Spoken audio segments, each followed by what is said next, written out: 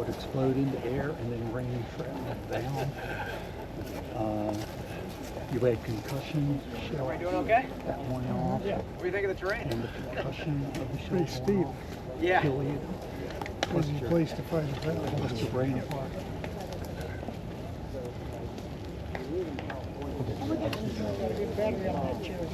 Yeah. They would have fired. Yeah, I know. They would have been large cannonballs, smaller cannonballs, mainly right at these, like a 45 Yeah. round. It's a real A treat. jacketed 45 round, but you know, round that's that long, the nose about that big. Oh, yeah. Screaming. Yeah, I was worried about this. Yeah, right. These are like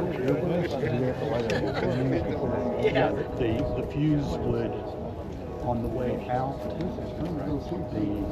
fuse William N. catch. William N. Oh, William and Mary. I think She's around, But they could also stick it Western Michigan, and I had no idea. So you could overshoot somebody, All or right, you just could to get you back reoriented as to where you are. Again, if you're looking on your map, I keep forgetting the page number. 18, thank you. You all are on top of your game today. We're about in the positions where the 18th Massachusetts is that you can see. Now, one of the things to keep in mind that the terrain is going to impact this from the federal perspective, you'll notice, I think this map does a pretty good job of showing it. There are places where the federal line is bunched very close together, and there are places where there's going to be gaps in the federal line. So the problem that Barnes's brigade faces, that when Lovell is told to fall back, in order to cover Lovell's withdrawal, Sykes diverts Barnes's brigade from its movement west toward Shepherdstown and puts them up on the bluffs. We're going to get down to the base of the bluffs in a little bit, but some of these bluffs are literally 120-foot high vertical cliffs, almost 90 degrees. So you can't just come up them anywhere. There are ravines that the federal troops had to use. So Barnes's brigade deployed using two different ravines. The left of his line, in the area where we are, used the ravine that's sort of back over your left shoulder, and then the other ravine that the 25th New York, the 13th New York, and the 118th Pennsylvania used is further to your west. So it's going to lead to, obviously, it's not just, we think of these battle lines on these maps as being perfect. It's not a perfect federal position at all up here. Now going back to the Confederate side, just a couple of quotes that I want to share with you that talk about what Tom had mentioned of when they come up over this rise, they come within easy range of the federal artillery. A South Carolinian wrote, "Our advance was first through a thick cornfield of about 200 yards. That's back closer to the Osborne farm, but you can barely see through the trees there. You can see the sun glinting off the roof of one of the buildings. And then across a smooth open field, a little undulating. We were all the time under the guns of the enemy, although they did not open heavily upon us until we cleared the cornfield. The roar of the pieces and the howl and explosion of shells was awful. Sometimes a shell burst right in the ranks, tearing and mangling all around it. In Pender's brigade, so that would be out in front of us, I saw a man lifted clear into the air. But all in vain. The men closed up at once, and the advance was continued without a falter." So the Confederates have to contend first with the Federal artillery north of the river, and then when they get within range in the fields in front of us, especially Pender's North Carolinians, they'll have to contend with Barnes's brigade. And another soldier, A.J. Dula in the 22nd North Carolina, wrote this: "As the 22nd passed General Jackson, when going into line, General Pender called our attention to the fact that Jackson was present to see how we behaved in this action, and that he hoped we would acquit ourselves with gallantry. After the line was formed and all was ready, the order to forward march was given. As the regiment moved forward, Company A had to pass over a knoll, which is probably more down there, where we just were, and first came in sight of the Federal line. Our company received the concentrated fire of the, of the whole Federal line, and it seemed to me a perfect hail of bullets. It was more than men could stand. Consequently, we fell back a little and lay down."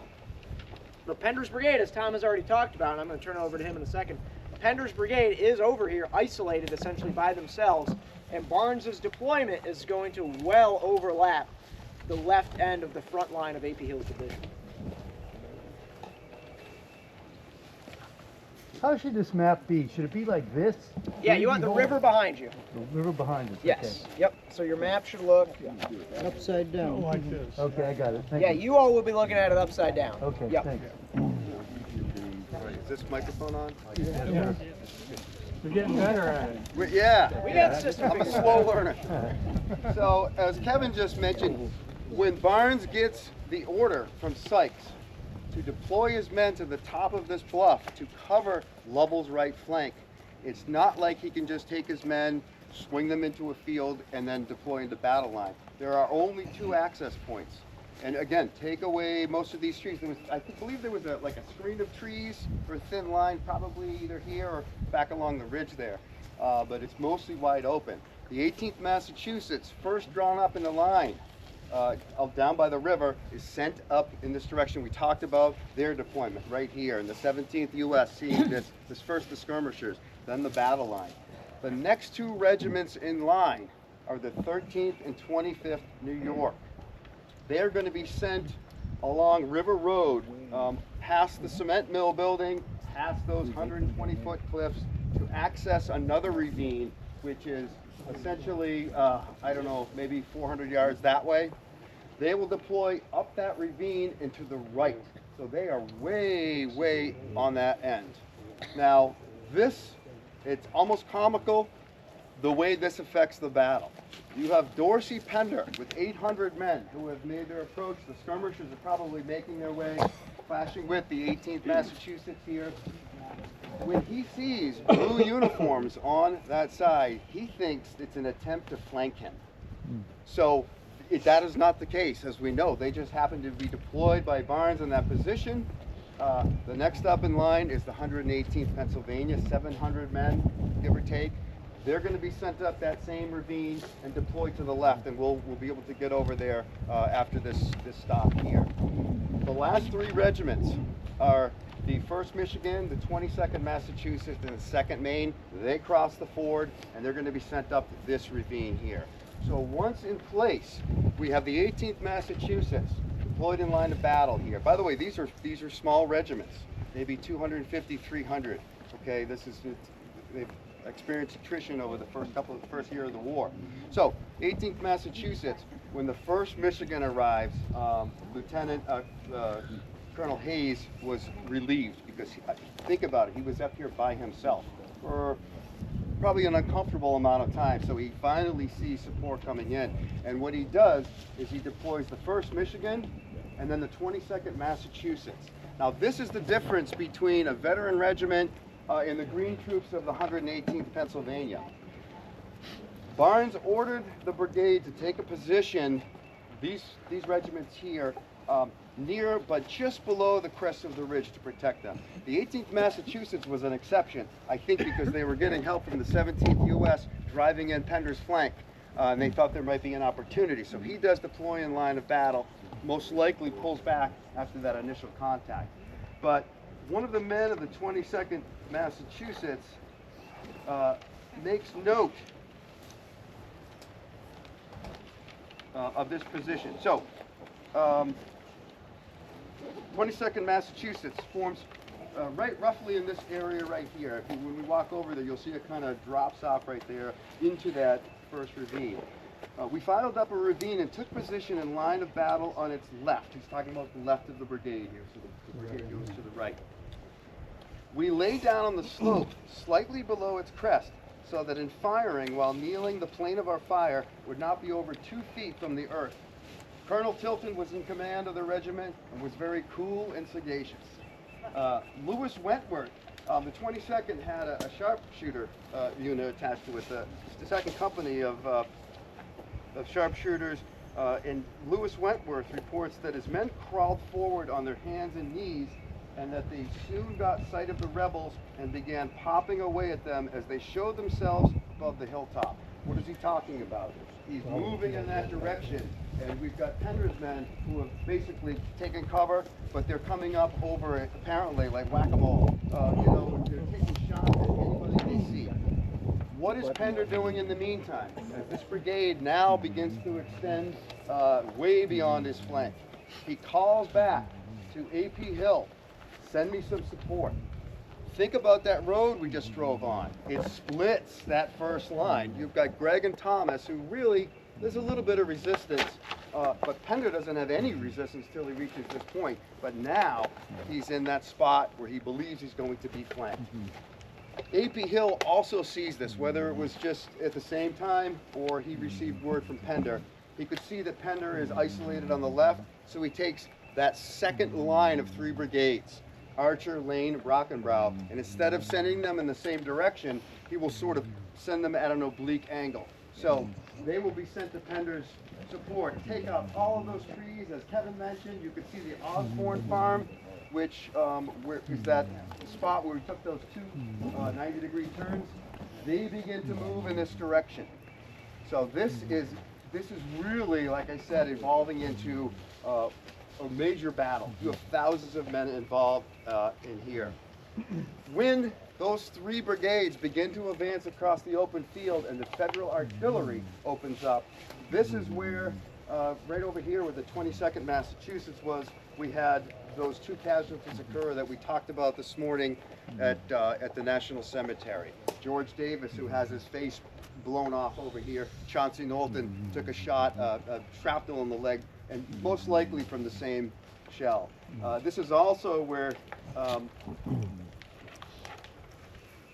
Captain Frederick Field stands up. He's one of the men of the captain officers of the 22nd Massachusetts, and right here he starts waving at the Federal artillery to shoot, to aim higher. And it sounds, I highly doubt that they were able to spot one soldier over here, but think about the bravery that took. As They did have spyglasses, and the artillery often had spyglasses. Yeah, but there was tons of smoke and all sorts of stuff, Smoke chaos would have going over obliterated here. But eventually, that fire straightened out. Joseph Collingwood of the 18th Massachusetts, he's probably right over here. He was in the skirmish line. He said, "I never got such a shelling as I did that day from our own guns. I sat on the brow of a hill among my men, exactly in range of the guns." That hill was probably in that direction. He's on the skirmish line. Unless the skirmishers had fallen back to this point, but somewhere in this area. Men of the 22nd, the air was filled with what seemed the evil ones let loose. For the case and solid shot from 20 pieces on the Maryland shore, that direction, skimmed over our heads, raking and scraping the tops of trees, sending branches upon us and endangering our lives. So, Walter Carter of the 22nd. Our own shells burst in among us within 6 feet of me all around. I never heard such a terrific noise in my life. So that is one of the experiences of this brigade in this battle. It sounds like the 22nd and the 18th were this is where the shells were dropping. So who was approaching? I mentioned Pender's brigade, 800 men, 16th, 22nd, 34th, 38th, North Carolina. And if you wanted to pit a mismatch, you couldn't have matched it any better. You've got probably one of the best brigades in the Army of Northern Virginia against the greenest troops with the 118th of Pennsylvania, and they will literally be face to face. So what's going to happen next is what leads to the tragedy that's going to happen over on the brow of that hill. Oh, I should mention this. The 22nd Massachusetts, they talked about kneeling and taking cover. When the 118th Pennsylvania begins to form into line, Frank Donaldson, he was one of the company commanders. He was a veteran. He was actually at Ball's Bluff. He orders his company to kneel down while fighting. And Lieutenant Colonel Gwynn, who was, well, yeah.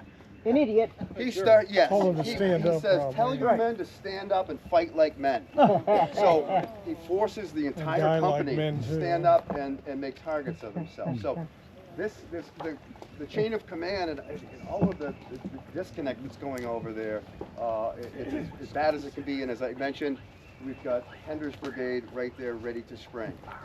So what happens next is once this brigade is positioned into line, General Porter from the other side says, let's get everybody back. This is not what we wanted. This has nothing to do. There's no objective of holding this ground. So he gives orders to the men on the left. So Warren's brigade, Lovell's brigade, they get the order. They cross at the ford. The 18th Massachusetts, the 22nd Massachusetts, and the 1st Michigan. Oh, by the way, I forgot. The 2nd Maine is somewhere over there. I think they were the reserve. They do have Look 6 like they're men in the captured, reserve. though. Yeah, They're in the back of the they're line. essentially the reserve. We're not exactly sure where they were, but they're not in this line of battle here. Barnes says he gave the order to retreat to the regiments on my left. And then he says he sent an orderly along River Road up to that other ravine to order the regiments on the right, 13th and 25th. What's kind of odd about this is the 118th, are they the left or the right? They're really kind of in the middle. We'll talk about that when we get over there. But nevertheless, this whole line retreats back down the ravine, and then Pender's men see that there's an opening and they push forward. And I mentioned this last night. I just came to this conclusion that one of the men of the 18th or the 22nd, they talk about they retreated in line of battle and contested the ground to the river. In other words, they didn't just run down this ravine. They fought. It was a fighting retreat to the banks of the river where they filed up. They closed up their files and they crossed in order. The 22nd Massachusetts, they get into the deeper part of the river. I talked about that last night. Some comical things happen, along with bullets, flying and parrot shells flying overhead. But nevertheless, once this part of the brigade is withdrawn, Pender's men move up, probably the 16th North Carolina, and I think the 22nd North Carolina is here, and they begin to push him. Now the 118th Pennsylvania is over in that direction, so when we get over there, just keep in mind of what has happened here, and I'll talk about the 13th and 25th. We also have those 3 other brigades moving toward us that A.P. Hill had sent to support Pender. So all of these things are happening at once, and it kind of culminates more or less with the 118th Pennsylvania. One more thing. There is one piece of information, if you were there last night, I highlighted it, is that there was a man in the 18th Massachusetts who wrote a letter 4 days after the battle. He said they stood their ground more than half an hour and fired as many as 50 cartridges a person. A man. That's a Civil War battle. That takes time to do that. So there's our time frame right there. So this wasn't that just came up and retreated. There was a battle fought right here. So, Tom, anything, Kevin? No. Okay. So this is where it gets dangerous. Wade through I'm the going to give you the option to follow me over to the position of the 118th. We do have to step over a barbed wire fence. Not an electric fence, a barbed wire. So if you could just kind of hug the fence on the other side, I'll lead the way if you let me. If you don't want to do that, you can move either over to this direction or maybe up near the fence, and you should be able to hopefully still hear me and kind of see me. There's a little sketchy going over, so I'll let you make that decision. But And then we'll return to this position kind of like the... yes, yeah.